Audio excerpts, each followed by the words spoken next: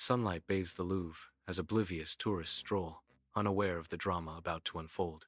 Scooters carrying four masked figures, dressed as construction workers, speed towards the museum. The figures expertly park their scooters near a furniture lift by the Seine. A furniture lift stands silently, awaiting its purpose, positioned perfectly against the Seine-facing facade. The masked figures, clad in construction gear, begin their orchestrated operation. Tension hangs in the air as the ordinary and the extraordinary converge at the Louvre. Inside the furniture lift, four figures in hard hats ascend, their faces shadowed, the air heavy with unspoken tension. The mechanical groan of the lift fills the confined space as they rise, each man lost in his own thoughts. A sudden jolt signals their arrival. The lift grinds to a halt at the second floor, the silence amplifying the anticipation. The Apollo Gallery is silent, save for the whine of a grinder slicing through metal. Sparks cascade as masked figures breach a window, their determination unwavering. Inside, the gallery glows, French royal jewels gleaming under the lights. Rows of imposing armored glass cabinets protect the priceless treasures. Each jewel whispers tales of power and history, now threatened by the intruders. Inside the Apollo Gallery, robbers move with practiced efficiency, their swift movements betraying a calculated plan. Hammers rise and fall, shattering armored glass. Shards explode, echoing through the gallery. Empress Eugenie's tiara, Marie-Louise's emerald necklace, and a sapphire tiara are seized with ruthless speed. The priceless jewels vanish into bags, their sparkle now hidden as the heist reaches its climax. The men emerge from the Louvre's window, their figures silhouetted against the dawn. Each man clutches bags heavy with jewels.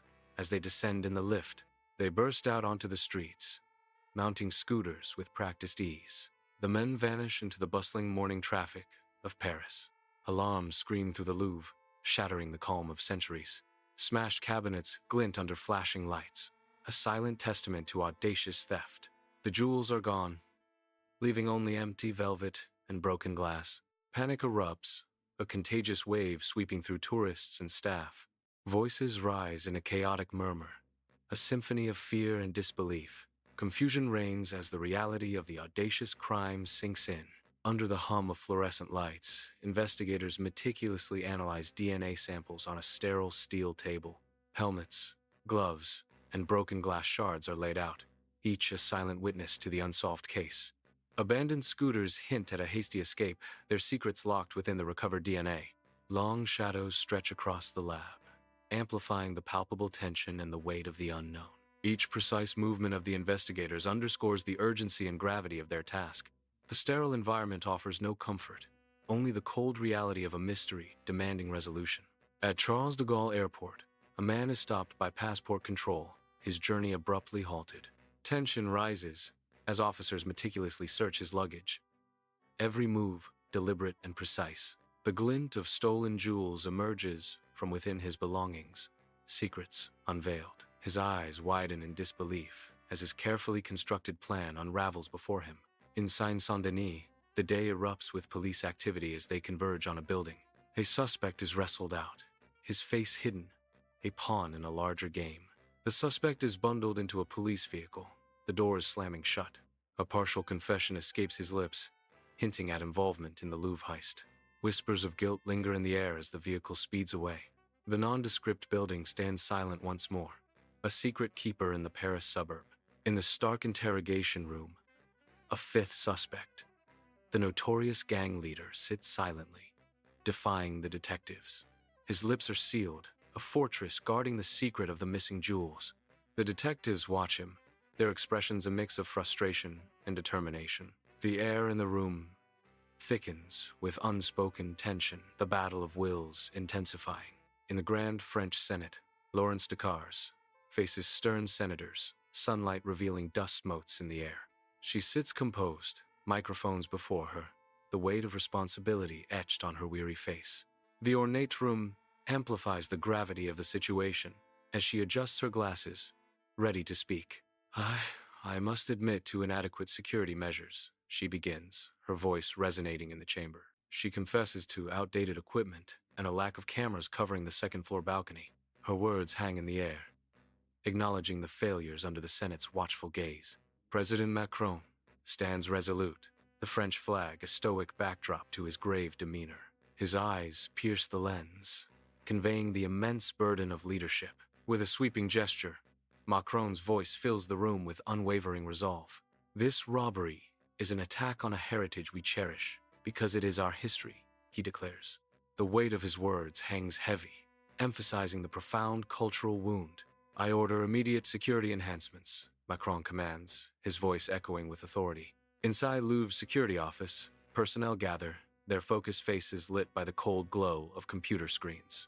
Tension hangs heavy as fingers poised, ready to alter the access codes to the museum's restricted heart. The old password shimmers briefly, Louvre a relic about to be wiped from digital memory. A collective breath is held as the new, impenetrable password takes its place on the screen. The room is silent, save for the soft hum of electronics, the air thick with anticipation and secrecy.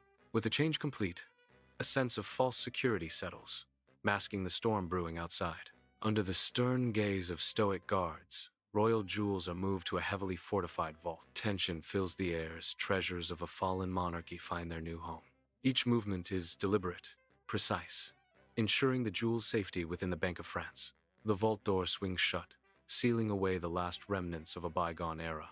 Under the watchful gaze of the Louvre's pyramid, news crews flood the Parisian night with light. Reporters in raincoats deliver urgent broadcasts, their words painting a scene of unfolding mystery. Police barricades struggle to contain the palpable anger of onlookers, their murmurs rising in the night. Broadcast vans line up, ready to beam images of the unfolding drama across the globe. Tension hangs heavy in the air, mixing with the scent of rain as the world watches, waiting. In the dim jewelry workshop, a shadowy figure labors, the only light source casting long, eerie shadows.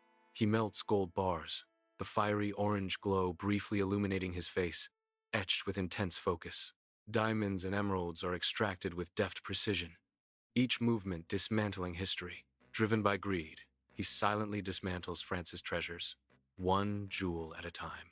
Under the cloak of night, his pursuit of personal gain intensifies, fueled by silent ambition.